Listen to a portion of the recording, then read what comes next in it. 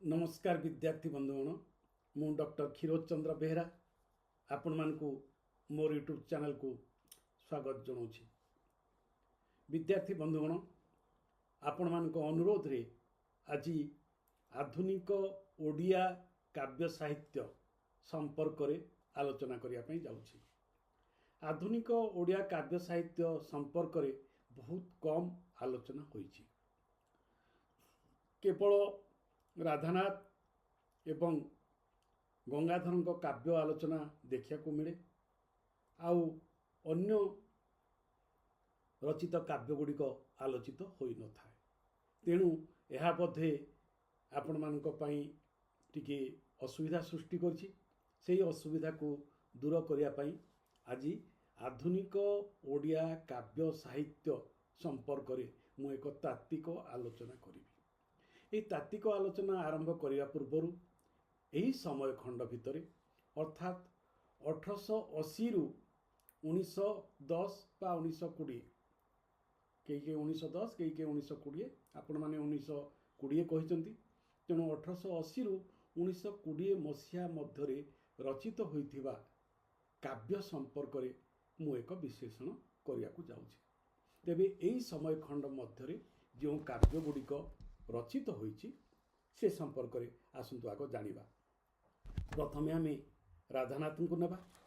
राधानाथ को केदार गौरी, चंद्रभागा, नंदिकेश्वरी, उषा, पार्वती, चिलिका, महाजात्रा, जजातिकेशरी, उर्वशी, दरबार इत्यादि। तापरे फकीर मोहन गोटे काव्य अछि बोधवतार काव्य।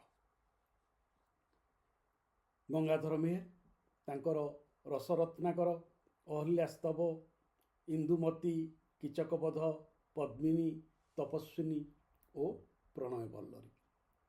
नंदकिशोर बड़ंकर सीता बनवास, शर्मिष्ठा, कृष्ण कुमारी। आनंद चंद्रपति नल दमयंती, सुभद्रा परिणय, चंद्रावती हरण। ये होचंती आनंद चंद्रपति। चिंतामणि महांती चिंतामणि महांती मेघासन, साळंदी, सुरंगी, सिंहराज, विक्रमादित्य, शिशुपालवध, सप्तशती इत्यादि आहरी अनेक अच्छे।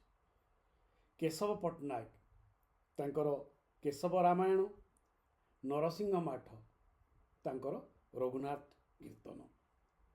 रघुनाथ संपर्क में रघुनाथ श्रीरामचंद्र संपर्क में ये छोटिया काव्यटी नरसिंह माठ द्वारा रचित होइछि। ये होछि आधुनिक ओडिया काव्य साहित्य बा 1880 रु 1920 समय खंड भितर रचित होइतिबा काव्य।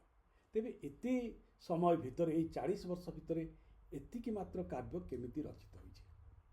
यार मूल कारण होछि एही समय रे गद्यर विकास एवं गद्य साहित्यर विभिन्न विभाग यथा नाटक, उपन्यास, क्षुद्रगल्प, जीवनी, आत्मजीवनी एवं विभिन्न विद्यालय निमित्त पाठ, विद्यालय पाठ, पाठ्यपुस्तक, संवादपत्र रचना, तापरे प्रबंध, रम्य रचना, भ्रमण कहानी एवं विभिन्न पत्र पत्रिका प्रकाश से गद्य रचनार विपुल प्रकाश ये समस्त विषय काव्य साहित्य रचना को संक्षिप्त कर दी एवं ये काव्यधाराटी परवर्ती समय अत्यधिक क्षीण हो जाइए आउ काव्य आसी ना कहीं यार मूल कथाटी हूँ आधुनिक चेतना। आधुनिकता काव्य रचना परंपरा को किपरि क्षीण कला ये कथाटी आपन को बुझिया पड़े।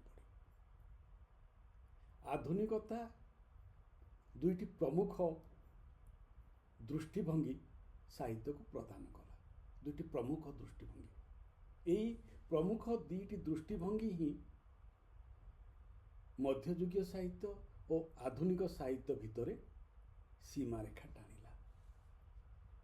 कौन गोटे हूँ ମାନବବାଦୀ ଚେତନା, ଆଉ ଗୋଟେ ହେଉଛି ବ୍ୟକ୍ତିବାଦୀ ଚେତନା। ଗୋଟେ ହେଉଛି ହ୍ୟୁମାନିଜିମ୍, ଆଉ ଗୋଟେ ହେଉଛି ଇଣ୍ଡିଭିଜୁଆଲିଜିମ୍, ବ୍ୟକ୍ତି ଚେତନା। ଏ ଦୁଇଟି ବିକାଶ ଘଟିଲା ଆଧୁନିକତା। ଆଧୁନିକତାର ବିକାଶ କେମିତି ଘଟିଲା?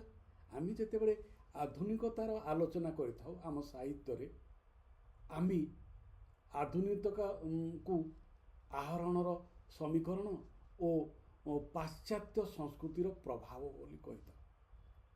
ଇଂରେଜମାନଙ୍କର ସାଂସ୍କୃତିକ ପ୍ରଭାବ ଏବଂ ବିଦେଶୀ ସାହିତ୍ୟର ଅନୁକରଣରେ ଆଧୁନିକତା ଆସିଛି ବୋଲି ଅନେକ ସମାଲୋଚକ ଲେଖିଥାନ୍ତି, କିନ୍ତୁ ନା,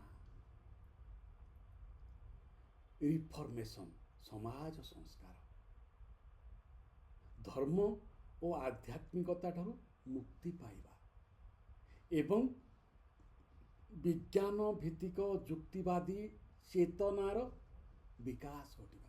ଯୁକ୍ତିବାଦୀ ଚେତନାର ବିକାଶ, ଏ ହେଉଛି ଆଧୁନିକତାର ମୂଳ ସ୍ୱରୂପ। এই ଯୁକ୍ତିବାଦୀ ଚେତନାର ବିକାଶ କେମିତି ଘଟିଛି? ନା ବିଭିନ୍ନ ବୈଜ୍ଞାନିକ ଆବିଷ୍କାର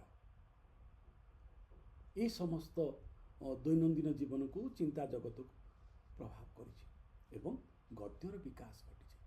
ବାସ୍ତବବାଦର, ତେଣୁ ବାସ୍ତବବାଦ ଯେତେବେଳେ ଆସୁଛି, ମାନବବାଦ ବାସ୍ତବବାଦ ଯେତେବେଳେ ଆସୁଛି, ସେତେବେଳେ କଳ୍ପନା ତିରୋହିତ ହୋଇଯାଉଛି ଏବଂ ବାସ୍ତବବାଦର ରୂପାୟନ ନିମିତ୍ତ ଗଦ୍ୟ ହେଉଛି ସର୍ବୋତ୍କୃଷ୍ଟ ମାଧ୍ୟମ।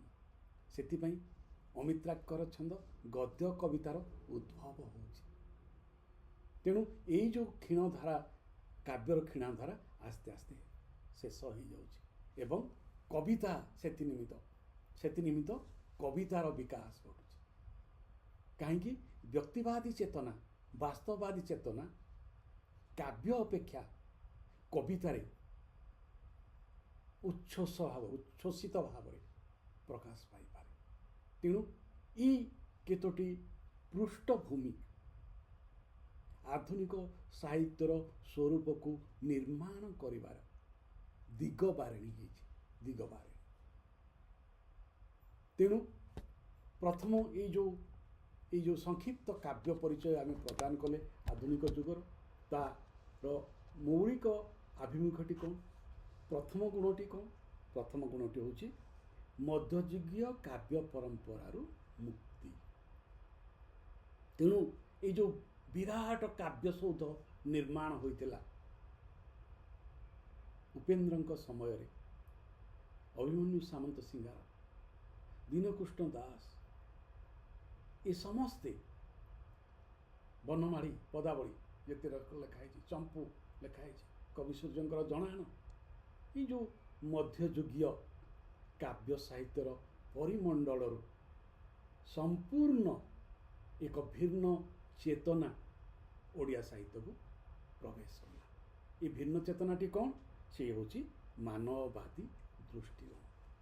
ତେଣୁ ଏଇ ଯେଉଁ ସାମନ୍ତବାଦୀ ଦୃଷ୍ଟିକୋଣ ଥିଲା, ଏ ସାମନ୍ତବାଦୀ ଦୃଷ୍ଟିକୋଣ ପରିବର୍ତ୍ତିତ ହୋଇ ଆଧୁନିକ ସାହିତ୍ୟରେ ମାନବବାଦ ଓ ବାସ୍ତବବାଦ ପ୍ରମୁଖ ସ୍ଥାନ ଗ୍ରହଣ କଲା। ସେଥିପାଇଁ କାବ୍ୟ ଲେଖା ହେଉଥିଲେ ବି ଏ କାବ୍ୟରେ କଳ୍ପନା ରହିଲା ନାହିଁ, ଅତିରଞ୍ଜନ ରହିଲା ନାହିଁ, ଅଳଙ୍କାର ରହିଲା ନାହିଁ। ଯାହା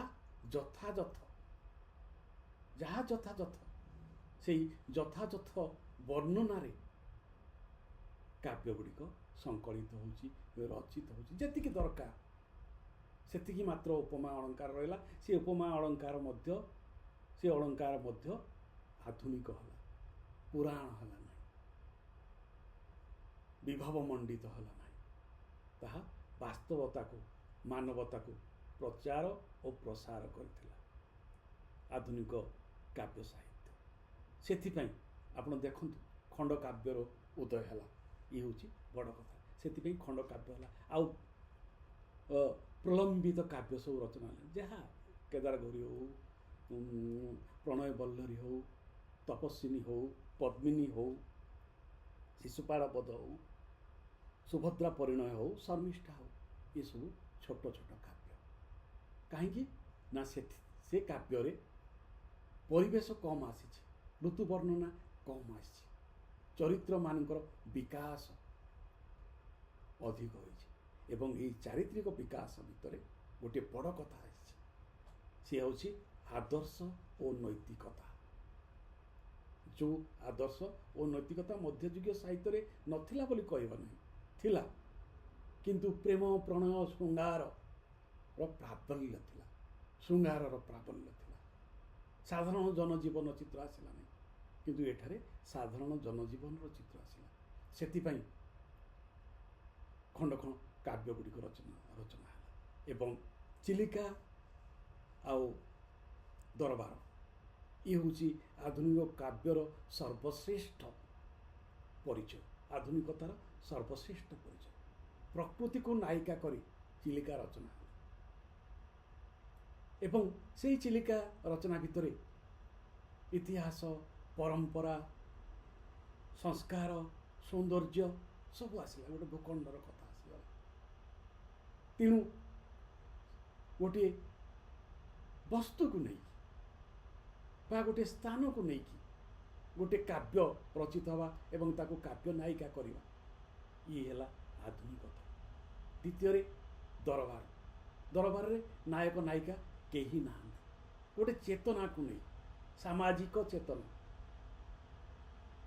ସେଥିରେ ଦୁଇଟି କଥା ଆସୁଛି, ଗୋଟେ ମାନବବାଦ ଆସୁଛି, ଆଉ ଗୋଟେ ଆସୁଛି ମାନବବାଦ, ଗୋଟେ ଆସୁଛି ଆଉ ଗୋଟେ ଆସୁଛି ବାସ୍ତବବାଦ। ଗୋଟେ ଜୀବନ୍ତ ଘଟଣାକୁ, ଗୋଟେ ଐତିହାସିକ ଘଟଣାକୁ ନୂତନ ଭାବରେ ଉପସ୍ଥାପନ କରିବା ଏବଂ ସେହି ଉପସ୍ଥାପନ ଭିତରେ ଏକ ସମାଜ କଲ୍ୟାଣ ଦେଖିବା। ତେଣୁ ବ୍ୟଙ୍ଗକୁ ପ୍ରମୁଖ ସ୍ଥାନ ଦେଇ ପ୍ରଥମେ ଏକ କାବ୍ୟ ରଚନା କରାଯାଉଛି। ଏହା ହେଉଛି ଆଧୁନିକତାର ସ୍ୱରୂପ। ତାପରେ ବହୁତ ବଡ଼ କଥାଟି ହେଉଛି ଜାତୀୟତା। ମାନବବାଦ, ବାସ୍ତବବାଦ ଓ ଜାତୀୟତା, ଏ ତିନୋଟି ଯାକ ଆଧୁନିକ ସାହିତ୍ୟର ପ୍ରମୁଖ ସ୍ୱରୂପ। ତେଣୁ ଜାତୀୟତା କ'ଣ? ସେ ଜାତୀୟତା ନା, ଯେତେବେଳେ ଇଏ ହେଉଛି, ଏ ଭିତରେ ମୁଁ ଆଉ ଗୋଟେ ଶବ୍ଦ ଯୋଡ଼ିବି। ଏ ଶବ୍ଦଟି ବହୁତ କମ୍ ସାହିତ୍ୟ ସମାଲୋଚକ ପ୍ରୟୋଗ କରୁଛନ୍ତି, ଔପନିବେଶିକ ଆଧୁନିକତା। ତେଣୁ এই ଜାତୀୟତା ସହିତ ଔପନିବେଶିକ ଆଧୁନିକତାର ଗଭୀର ସମ୍ପର୍କ ରହିଛି। এই কথাটি ଭଲ ଭାବରେ ମନେ ରଖନ୍ତୁ। এই ଔପନିବେଶିକତା, ଔପନିବେଶିକ ଆଧୁନିକତା ସହିତ ଜାତୀୟତାର ଘନିଷ୍ଠ ସମ୍ପର୍କ ରହିଛି। ଉପନିବେଶ କ'ଣ କରିଥିଲା ନା, ବିଦେଶୀ ସଂସ୍କୃତି, ଇଂରେଜୀ ସଂସ୍କୃତିକୁ ଆମ ସମାଜରେ, ଆମ ସାହିତ୍ୟରେ ଆରୋପିତ କରିଥିଲା। ସେଥିପାଇଁ ଏ ବିଜୁଳି ଆଉ ଇନ୍ଦ୍ରଧନୁର ବି ସେଇଠି ସେଇ କଥା ଆସୁଛି। ଯେତେବେଳେ ଇନ୍ଦ୍ରଧନୁ, ବିଜୁଳି କଥା ହେଉଛି, ରାଧାନାଥଙ୍କୁ ବିଜାତୀୟ କଥା କୁହାହେଉଛି ଏବଂ ଉପେନ୍ଦ୍ରଙ୍କୁ ଦେଶୀୟ ସଂସ୍କୃତିର ଆଧାର ବୋଲି କୁହାହେଉଛି। ପାର୍ବତୀ ଆଦି କାବ୍ୟରେ ଏ ଯେଉଁ କଥା ସିଏ ଆଣିଛନ୍ତି, ସେଥିପାଇଁ ସିଏ ଗୋଟେ ସମାଲୋଚନାର ଶିକାର ହେଉଛନ୍ତି। ଇଏ ହେଉଛି ଔପନିବେଶିକ ଚିନ୍ତନରୁ ମୁକ୍ତି ପାଇବା ନିମିତ୍ତ ସାହିତ୍ୟରେ ଜାତୀୟତାର ଉଦ୍ରେକ ସୃଷ୍ଟି କରିବା। ସେଥିପାଇଁ ପଦ୍ମିନୀ ଲେଖା ହେଉଛି, ସେଥିପାଇଁ ବୋଧବାର୍ତ୍ତାର କାବ୍ୟ ଲେଖା ହେଉଛି, ସେଥିପାଇଁ ଶର୍ମିଷ୍ଠା ଲେଖା ହେଉଛି, ସେଥିପାଇଁ ପ୍ରଣୟବଲ୍ଲରୀ ଲେଖା ହେଉଛି, ସେଥିପାଇଁ ଇନ୍ଦୁବତୀ କୀଚକବଧ ଲେଖା ହେଉଛି, ସେଥିପାଇଁ ଶିଶୁପାଳବଧ, ବିକ୍ରମାଦିତ୍ୟ ସପ୍ତଶତୀ ଲେଖା ହେଉଛି, ସେଥିପାଇଁ ରଘୁନାଥ କୀର୍ତ୍ତନ ଲେଖା। କାହିଁକି? ଯିଏ ବିଦେଶୀ ସଂସ୍କୃତି ଠାରୁ ଆମ ସଂସ୍କୃତି, ଆମ ଭାଷା, ଆମ ପରମ୍ପରା ମହାନ। ତେଣୁ ଭାରତୀୟ ସଂସ୍କୃତି, ହିନ୍ଦୁ ସଂସ୍କୃତି, ଓଡ଼ିଆ ସଂସ୍କୃତିକୁ ପୁନଃ ପ୍ରତିଷ୍ଠା କରିବା ନିମିତ୍ତ ଆଧୁନିକତାର ଏକ ବଳିଷ୍ଠ ଭୂମିକା ରହିଛି। ଆଧୁନିକ ଚେତନାର ଏକ ବଳିଷ୍ଠ ଭୂମିକା ରହିଛି ଏବଂ ଏହି ଆଧୁନିକ ଚେତନା ପରବର୍ତ୍ତୀ ପର୍ଯ୍ୟାୟରେ ସତ୍ୟବାଦୀ ଯୁଗକୁ ଆହୁରି ତୀବ୍ର ହୋଇଯାଉଛି ଏବଂ ତା ସହିତ ଏହାକୁ କିଏ ଇନ୍ଧନ ଯୋଗାଉଛି ନା, ସ୍ୱାଧୀନତା ଆନ୍ଦୋଳନ।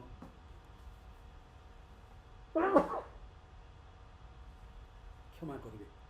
ତେଣୁ 1920 ବେଳକୁ ଭାରତ ଛାଡ଼ ଆନ୍ଦୋଳନ ଆସିଗଲାଣି, ଜାତୀୟତା ଆସିଗଲାଣି, ଜାତୀୟତାର, ଦେଶାତ୍ମବୋଧର ସର୍ବୋଚ୍ଚ ସ୍ତରକୁ ଆମେ ଆସିଗଲାଣି।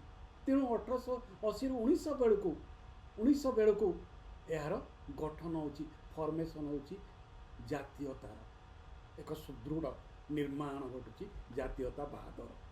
ତେଣୁ ସେଇ ଜାତୀୟତାବାଦ, ତେଣୁ ଉତ୍କଳ ଲକ୍ଷ୍ମୀଙ୍କର କଥା କହୁଛନ୍ତି ଗଙ୍ଗାଧର।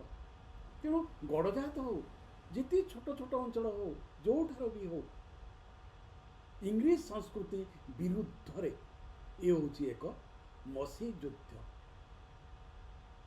ଅସି ଯୁଦ୍ଧ ପୂର୍ବରୁ ତରବାରୀର ଯୁଦ୍ଧ ତ ହେଲା ନାହିଁ, ଅହିଂସାର ଆନ୍ଦୋଳନ କଲେ, କିନ୍ତୁ ଅହିଂସା ଆନ୍ଦୋଳନ ପୂର୍ବରୁ ଏକ ଇଂରେଜ ସଂସ୍କୃତି ବିରୁଦ୍ଧରେ ମସି ଯୁଦ୍ଧ ହୋଇଥିଲା। ସେହି ମସି ଯୁଦ୍ଧର ସ୍ମାରକୀ ହେଉଛି ଏ ଜାତୀୟତାବାଦୀ ଚିନ୍ତନ। ଏ ଜାତୀୟତାବାଦୀ ଚିନ୍ତନ ଭିତରେ କିଏ ଆସିଛି? ଆମର ପରମ୍ପରା ଆସିଛି, ଆମର ମହାକାବ୍ୟିକ ପରମ୍ପରା, ଯେଉଁ ଗ୍ରାଣ୍ଡ ନ୍ୟାରେଟିଭ୍ ଥିଲା, ଗ୍ରାଣ୍ଡ ନ୍ୟାରେଟିଭ୍। ସେଇ ଗ୍ରାଣ୍ଡ ନ୍ୟାରେଟିଭ୍କୁ ଆଧୁନିକ ଯୁଗର କବିମାନେ ଛୋଟ ଛୋଟ ଛୋଟ ଛୋଟ କାହାଣୀରେ ପ୍ରକାଶ କରି ଉଦ୍ଦୀପ୍ତ କଲେ। ଏବଂ ସେଇଠି ଦେଖନ୍ତୁ, ଯେତେବେଳେ କିଚକବଧ କଥା କୁହାହେଉଛି,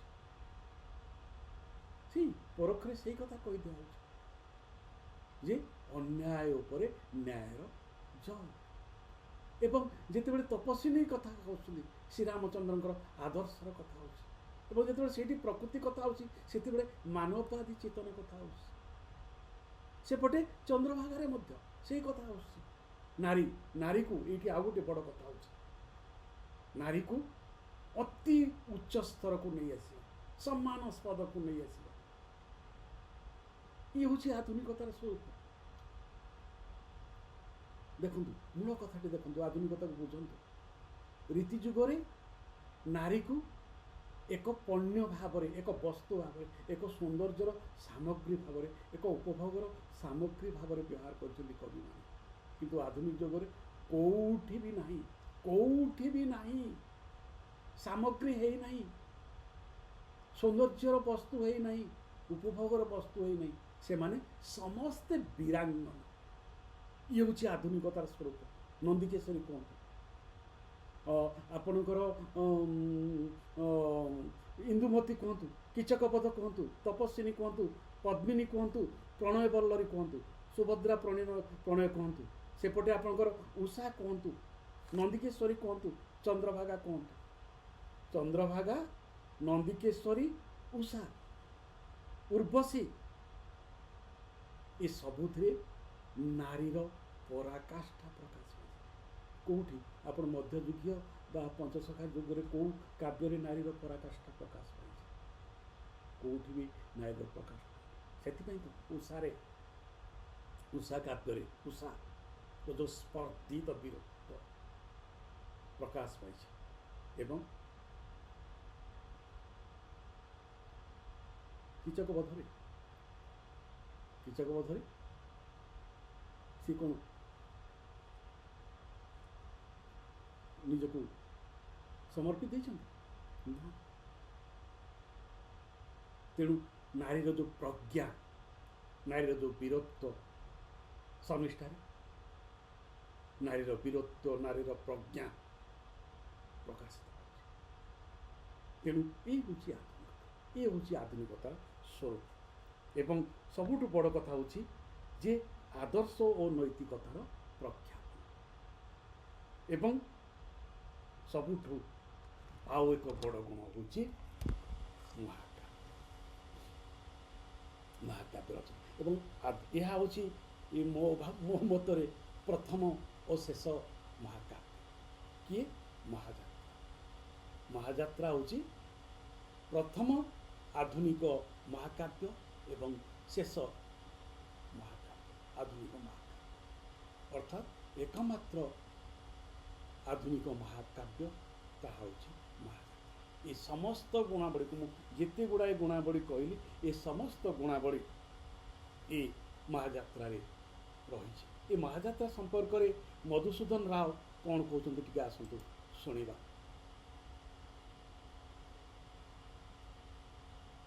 ମହାଯାତ୍ରା ଆଧୁନିକ ଉତ୍କଳ ସାହିତ୍ୟର ପ୍ରଥମ ମହାକାବ୍ୟ।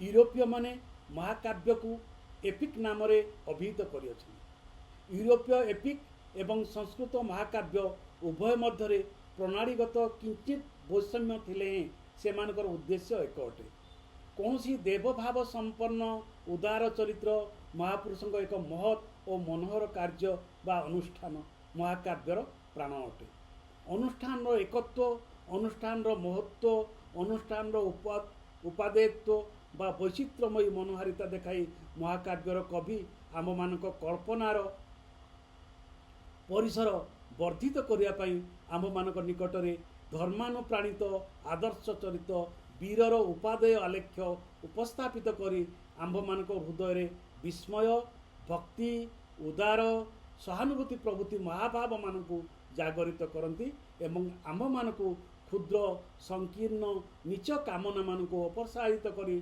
तत्परिवर्ते उदार पुण्य संकल्प प्रतिष्ठित करने एकांत चेष्टा करती तेणु गोटे महाकाव्य रचना पछरे थिबा आभिमुख्य आधुनिक आभिमुख्य को मधुसूदन राव महाजात्रा काव्यर मुखबंधरे आलोचना करी एहा लिखुछन्ति एवं ए काव्यर सबुठु बड़ गुणटी हेउछि अमित्राक्षर छंद अमित्राक्षर छंदरे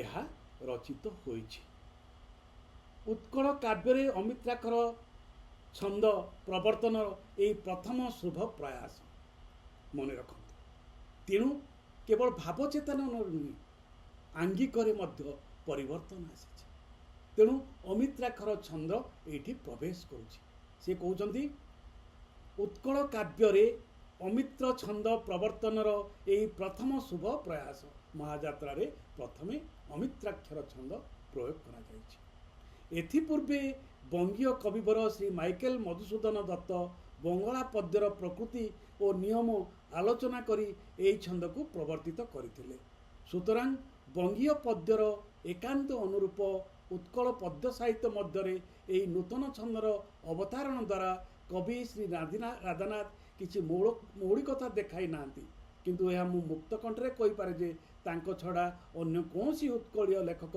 एही छंदर यथायथ प्रयोग विषय दक्षता देखाई पारंते नाही यह होछि महाजात्रा संपर्क रे भक्त कवि मधुसूदन राव को अभिमत तेणु एहीपरि नूतन नूतन भाव संपद नहीं आधुनिक काव्य साहित्य विमंडित होइछि सेतिपय मु यार 8टी गुण जहाँ मु आलोचना कली 8टी गुण निर्णय करिछि से 8टी गुण को मु पुनर्बार आपण मान स्तर ऊपर आपण मान आगरे उपस्थापन करुछि प्रथम होछि मध्ययुगीय काव्य परंपरा मुक्ति एठी कौन आसिला धर्मीय कहानी अलंकार प्रवणता अभिजात वर्गों कहानी ये सबरू मुक्त हो गला काव्य परंपरा दुई रे होछि मानववादी दृष्टिकोण तीन रे होछि वास्तववादी दृष्टिकोण चार रे होछि जातीयतावादी दृष्टिभंगी पाँच रे होछि खंड काव्यर उद्भव और विकास छः रे होछि आदर्श और नैतिकतार प्रख्यापन सात रे होछि गद्यर विकास द्वारा काव्य साहित्य मलिन हो जाइछि एति केवल गंगाधर एवं राधानाथ को छाड़देले आउ अन्य काव्य गुड़िक विशेष चर्चार परिसर आसना कहीं चर्चा सेपट को चली जाइए नाटक आड़ को चली जाइए गल्प आड़ को चली जाइए उपन्यास आड़ को चली जाइए एवं शेषटी होछि प्रथम आधुनिक महाकाव्य महाजात्रा और अमित्राक्षर छंदर प्रयोग ये होछि आमर आधुनिक काव्य साहित्यर स्वरूप श्रोता बंधु दर्शक बंधु आज एतिकी मु भावुची आपन को ये आलोचना उपादेय हो आपण मनरे किछि चिंतन जाग्रत करिवो चिंतन जाग्रत करि पाले मु खुशी हेबी आज आलोचना किपरि लागिला निश्चय कमेंट बॉक्स रे लिखिबे और मो यूट्यूब चैनल डॉक्टर क्षीरोद चंद्र बेहरा को सब्सक्राइब करिवे लाइक करिवे रोची नमस्कार।